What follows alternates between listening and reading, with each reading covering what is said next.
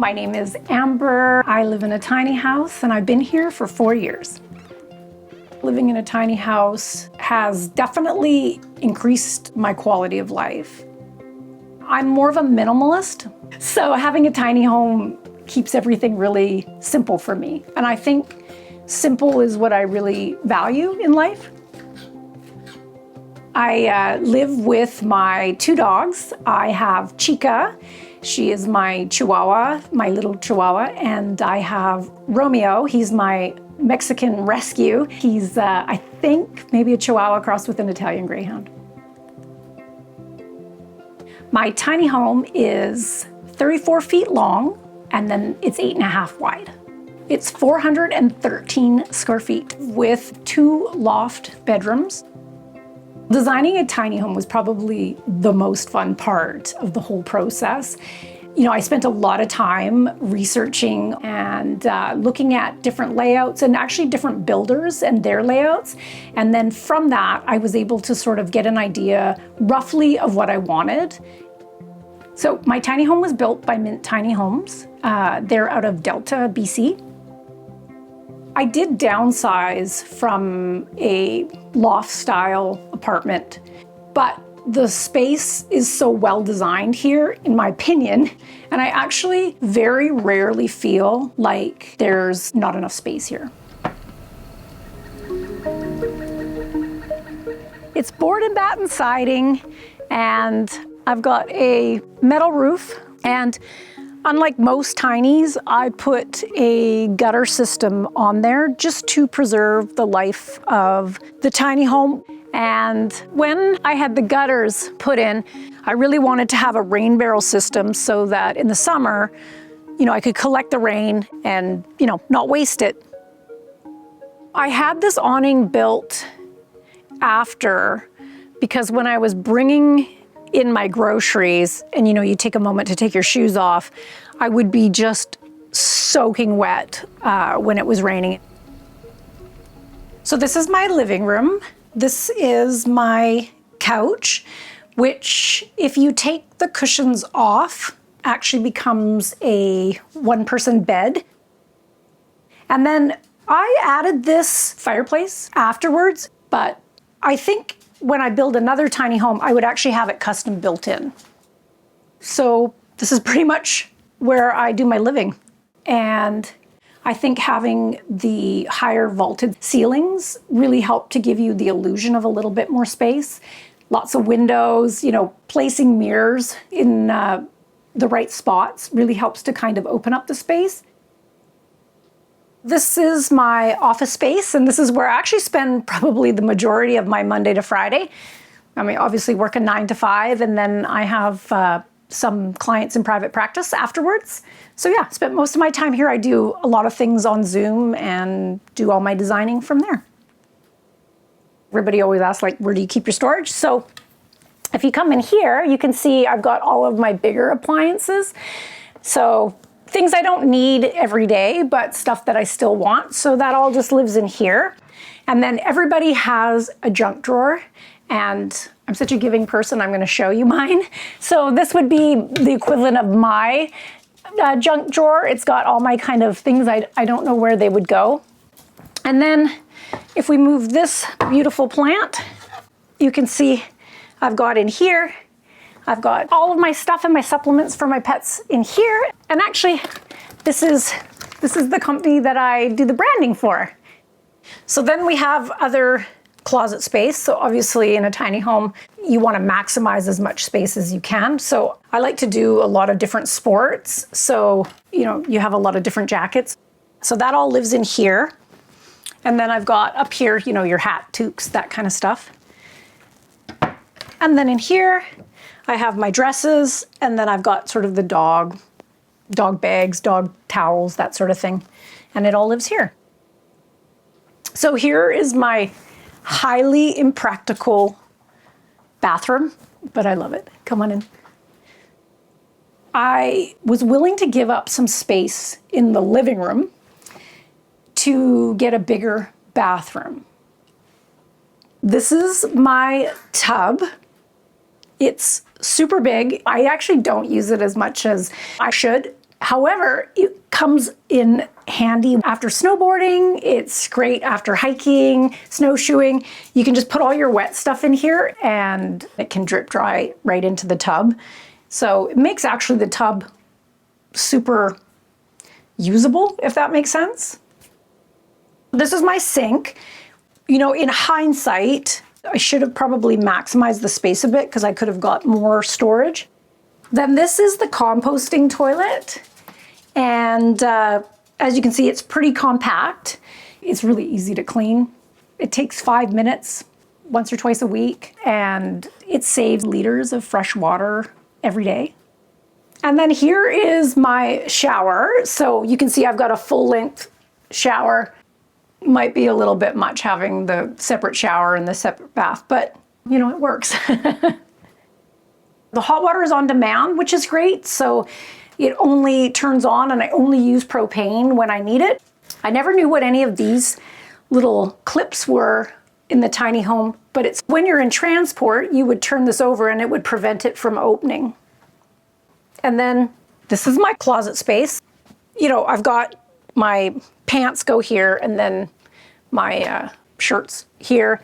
Then I have my vacuum, which you definitely need here in the forest. And this is my washer dryer. And I'm very thankful to have a washer and a dryer. However, there are certain things that you don't think about when you're building a tiny, and that is noise. So I would make sure that whatever I put in my tiny home the next time is whisper quiet. So my favorite part of the whole entire house is the kitchen. And yeah, so come with me.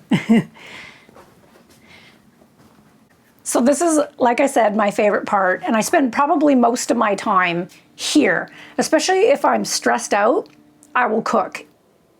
I didn't want to have closed-in space because it would make it smaller in here and I wanted it to flow and feel open. So I did the open shelves. I have my propane stove and my stove top. And then, you know, I have like full-size appliances. I have literally everything here. And I cook 95% of my meals myself. But I definitely need to upgrade to a bigger fridge. There's also, when you have guests, there's also this add-on, which is really great.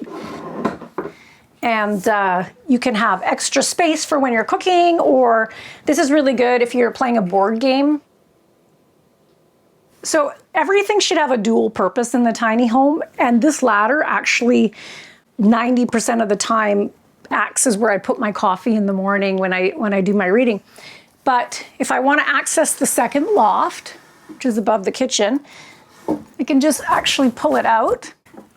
So up here is the second loft. And this is obviously where guests stay. It also houses books I don't need on a regular basis.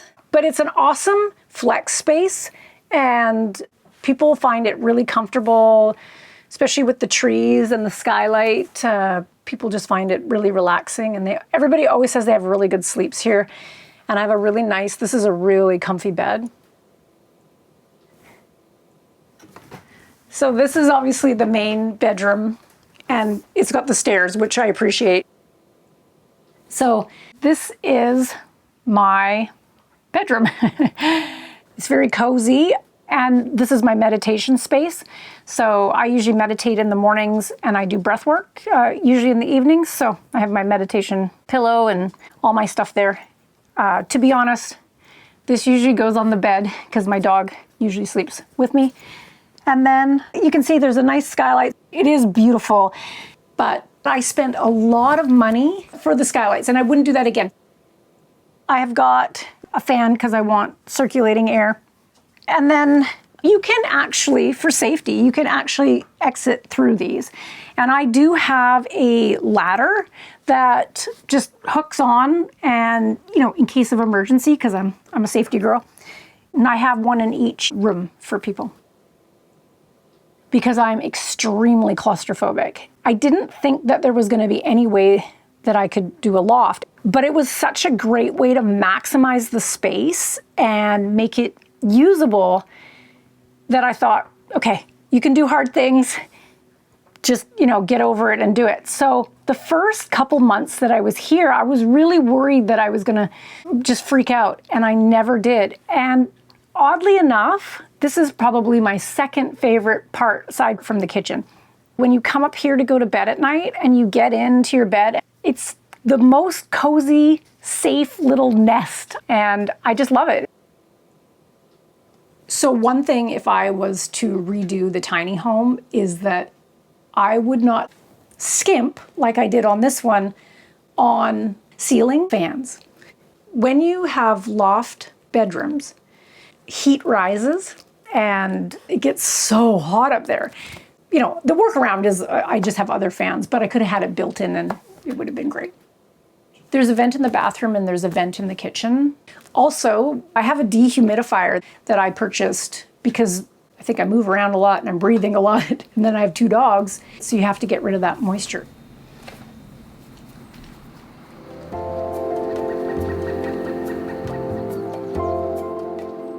I value freedom over everything, so I thought, well, if I have a tiny home, I'm not stuck somewhere. But in reality, tiny homes are not the easiest thing to move. They're quite heavy and it's expensive to move them.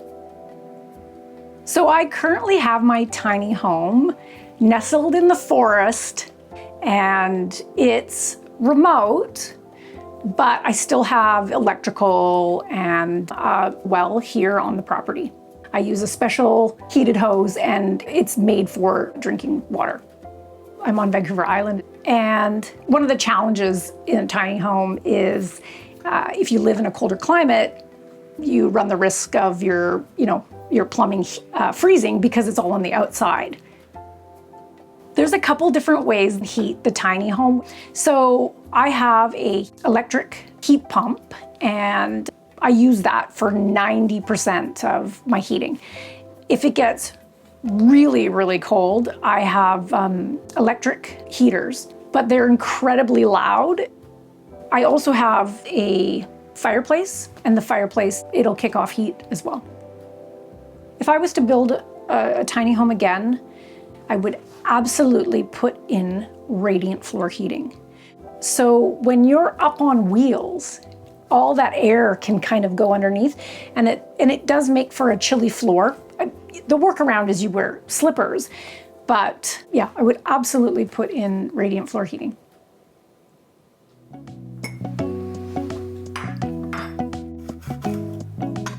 So my tiny home, all in, was $169,000 Canadian. That's with a lot of sort of extra add-ons.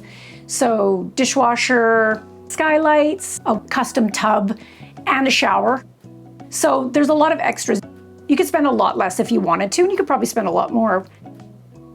Expenses with the tiny home are, I have the mortgage on the tiny home, and then also I pay a pad fee to be where I am every month. So I work from home and I do a couple things. I am a nutritionist, a herbalist, and a personal trainer. So I have a private practice where I help people who just need some support. I also do brand management for a pet herbal company, and I do all of that online. I am on Instagram at Amber Naturally. I sometimes post about my tiny home, and I post about my recipes and things that I care about.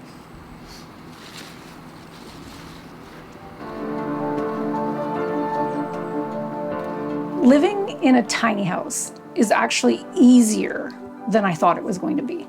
It's really easy to clean. You're going to clean it more because it's a smaller space, but it takes, no time at all. But one of the things I would say is harder is to close it up and go on holiday. In the winter, you have to be mindful that you have sort of outdoor plumbing. So you have to close your tiny house up in a certain way so that you don't have pipes bursting. But the pluses really outweigh the negative. In most cases, everybody's different. I have zero regrets.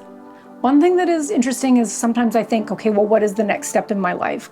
And it's really hard to imagine not living in a tiny home. It's just pretty fun.